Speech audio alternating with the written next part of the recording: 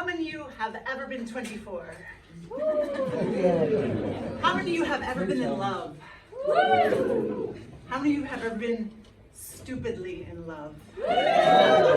You are my audience. Fantastic. I'm 24 years old, and I fall in love with a tall, dark, and Muslim man.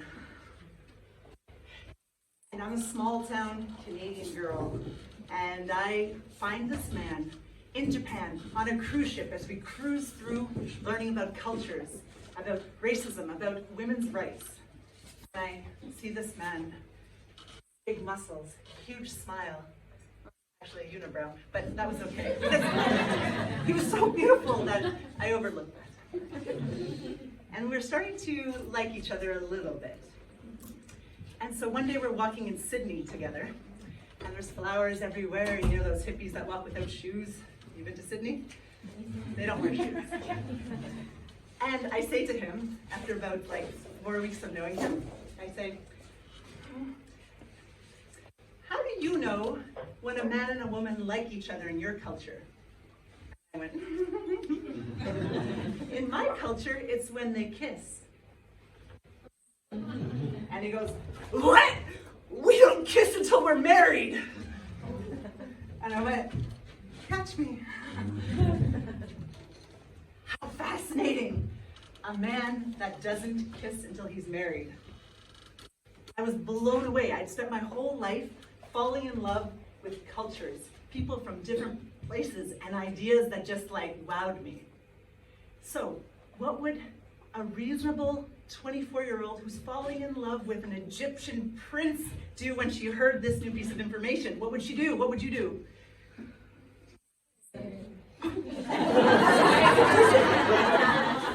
You bad little Muslim girl. I moved to Egypt. It worked out really well.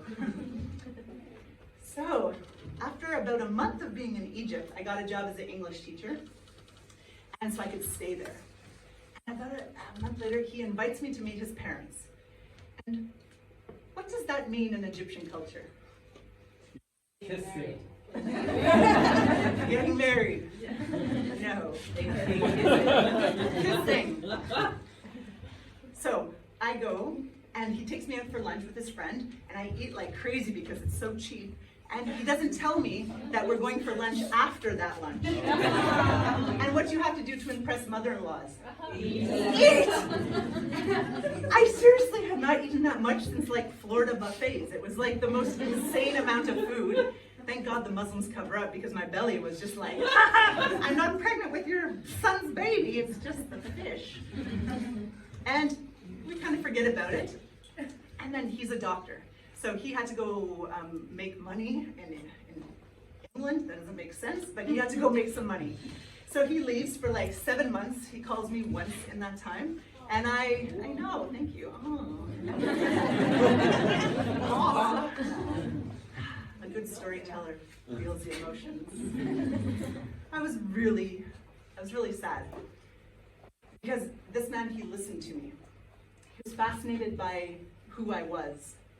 And the fact that I grew up in a world where men and women hardly are friends because there's always someone who likes the other person more.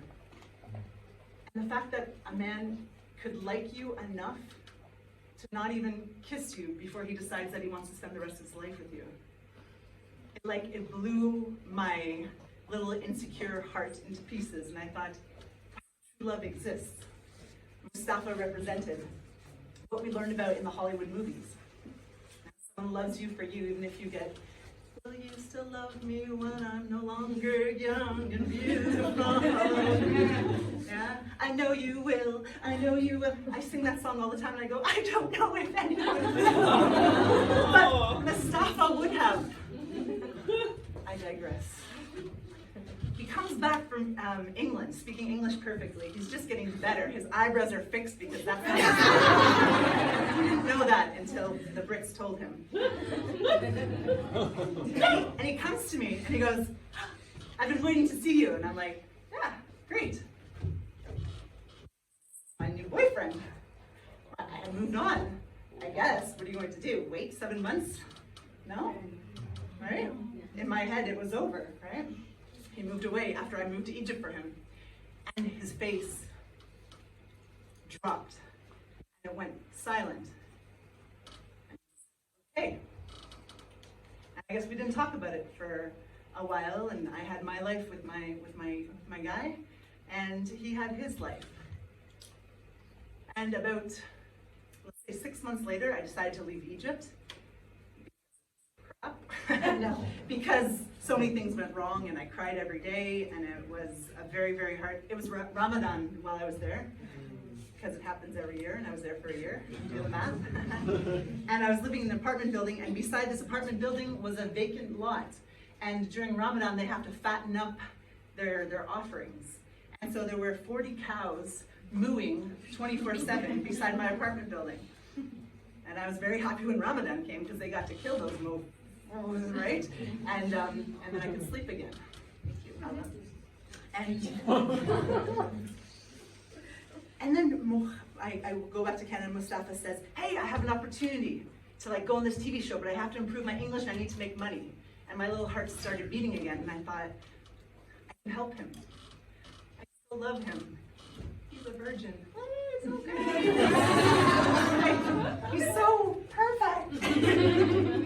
So he flies over to Canada, and he stays at my parents' house with me in a caravan in the backyard, because he can't stay in the same house as a Western woman. And he works for my parents, and they own a big hotel. And so he would, for 12 hours a day, do what doctors do best. In toilets. Very, very slowly. My mom was like, that's the slowest toilet cleaner I've ever met, right? Because it's full of 65-year-old retired women that are trying to make extra money. But my parents, they knew I loved him, and they said, okay, he can stay. He can stay, he can stay. And every night we'd talk, and I'd cook him dinner. It was like that time in Australia, and just sharing, and so much like innocent beauty somehow. We were both 24. And then one day, he runs to the restaurant where I was working. Jessica, your dad has fired me. And I went, oh no, it's Romeo and Juliet. It's just what's happening? And he's like, your dad thinks I'm stealing from you guys. I thought, oh no. So I talked to my father, and he had caught Mustafa taking naps for an hour and a half in the pool shed, pretending to clean the filters. I can laugh at it now, but this was very hard to take. And so he was getting kicked out of my house that day, and he said to me, can you drive me to the airport?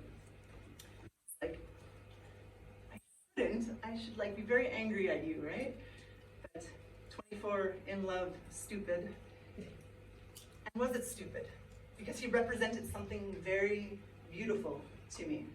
Something that I think has stayed with me for a very long time, that there are very good men on earth. I don't know if Mustafa was that man, but somehow there was, if you're young enough and personal enough, some people really touch your lives. You guys remember someone in your life that you went, I never knew this existed before you? Yeah.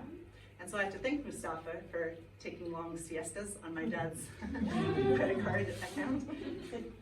And as I drove Mustafa to the airport, 10 minutes before we got there, he pulled out a little angel that says, I love you on it. And he gave it to me. And I burst into tears, driving like a crazy Egyptian in Toronto. And he said, I love you, I've always loved you.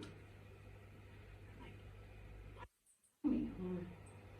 Introduced you to my parents. And I'm like, what does that mean?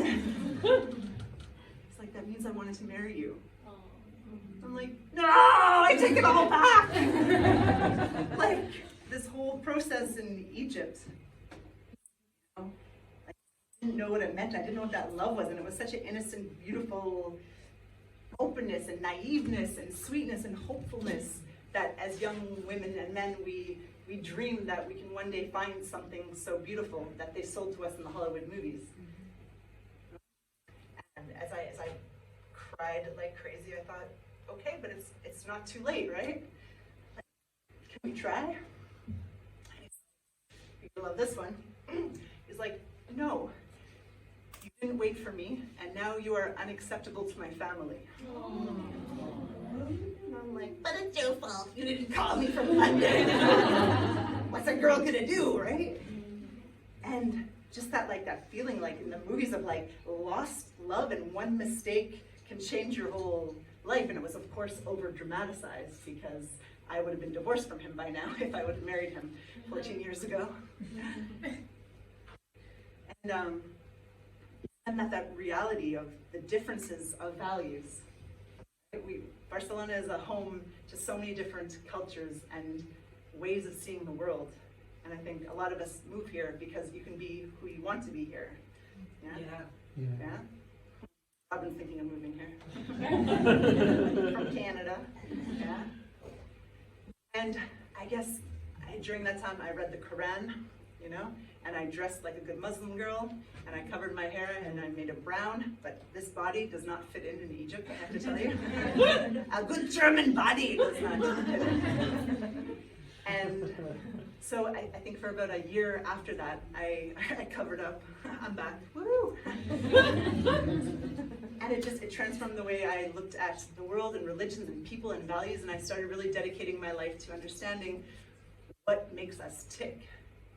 As we fall in love and fall out of love, we can't control our hearts, but we have the blessings to love or to not have loved before. That's an expression I said wrong, but I'm out of time. So pretend I said that right, and come tell me afterwards who you fell in love with and what you learned. Yay!